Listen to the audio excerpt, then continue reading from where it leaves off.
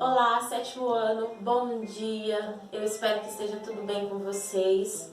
Durante essa semana, é semana de avaliação de prova mensal do terceiro bimestre, então nós não teremos aula em tempo real, aula ao vivo, tá? Eu vou estar passando para vocês um revisional, certo? Uma revisão a respeito da nossa prova que ainda vai acontecer essa semana. A matéria da nossa prova é o conteúdo, é o reino vegetal, gimnosperma e angiospermas, tá? Então eu vou estar explicando para vocês primeiro as angiospermas e as suas características e depois, as gimnospermas e as suas características e depois as angiospermas, tá? Que é o último grupo que nós vamos estudar dentro do reino vegetal, certo? Ou do reino plantário. Então vamos começar com as gimnospermas, tá bom? Eu coloquei aqui para vocês, ó, reino vegetal, porque nós estamos estudando, né, os 4 grupos pertencentes ao reino vegetal. Nós já estudamos briófitas e pteridófitas e agora nós vamos estudar gimnospermas e angiospermas, tá? Não é à toa que elas foram agrupadas e separadas assim no conteúdo. É justamente por conta das características similares que elas estão aí divididas em reino vegetal 1 e reino vegetal 2, ok? Então nós temos no reino vegetal, aqui falando a respeito da gimnosperma e das angiospermas, nós temos aí plantas com sementes. Então nós já temos o aparecimento das sementes dentro desses 2 grupos aqui do reino vegetal. A diferença, e a grande diferença, é que nas gimnospermas elas têm sementes, são chamadas de plantas fanerógamas pelo fato de terem sementes, mas as gimnospermas não possuem frutos, ok? Gimnosperma não possui fruto. Então ela possui semente, mas não possui fruto. Por isso que a gimnosperma, ela tem essa definição que é semente nua, justamente porque elas não têm o fruto para poder guardar, proteger essa semente. Então vamos retomar. Dentro do reino vegetal, além da briófita e pteridófita, nós temos gimnospermas e angiospermas.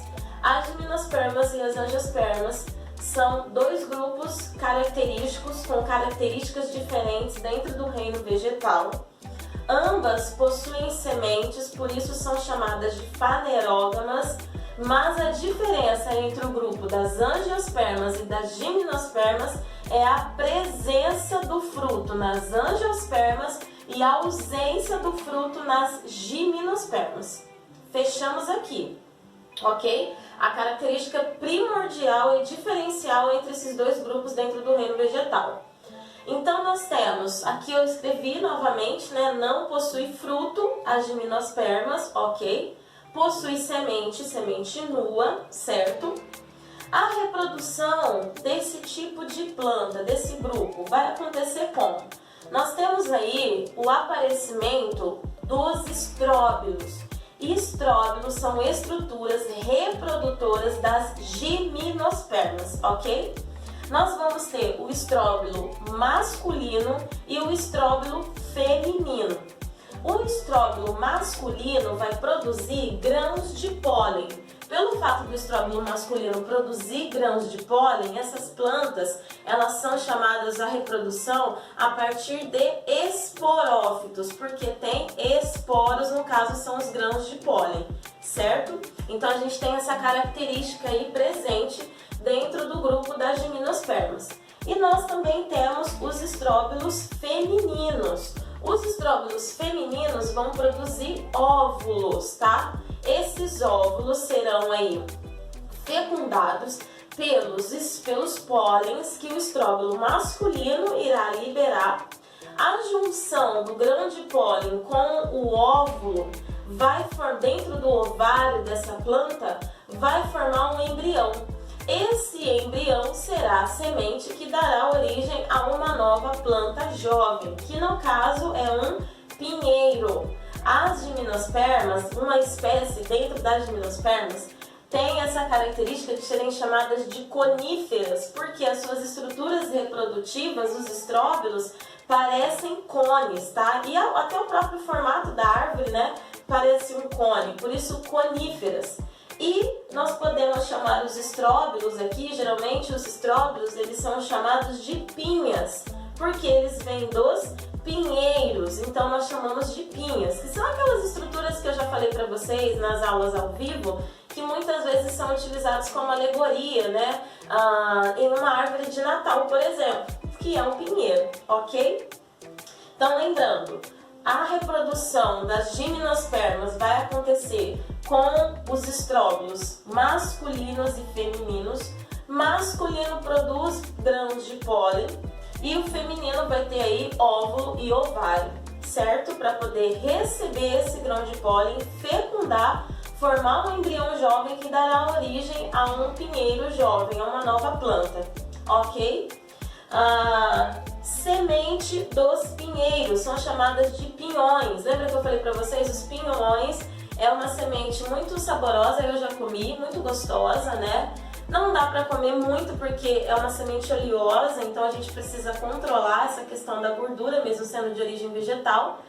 Mas os pinhões eles são utilizados amplamente na culinária brasileira, tá? Ele não é somente uma semente que você pode comer crua, mas você pode misturar em outros vários alimentos aí para dar um sabor a mais na culinária brasileira, certo? Então as sementes das gimnospermas, ok?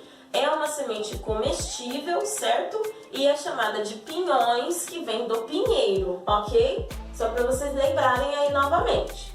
Aqui eu tinha falado para vocês a respeito dos esporófitos, lembram? Os esporófitos aqui, que são os espórios de onde serão aí lançados os grãos de pólen, certo?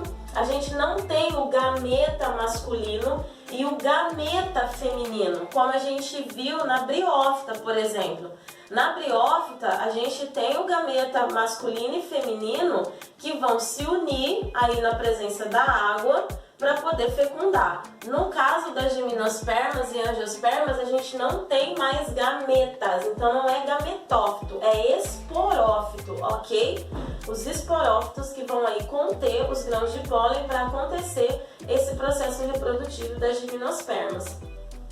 Então, pessoal, essas são as características básicas das gimnospermas que vocês precisam ter a noção, distinguir essas características, porque agora nós vamos estudar as angiospermas, certo?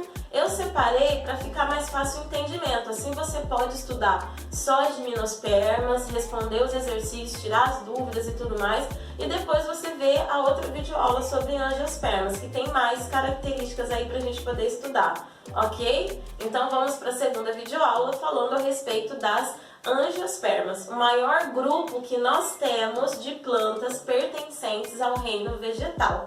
Tem mais espécies das angiospermas do que briófita, pteridófita e gimnosperma, justamente por conta dos seus amplos processos reprodutivos, tá bom? Tchau, tchau, e a gente se vê daqui a pouco na segunda videoaula sobre angiospermas.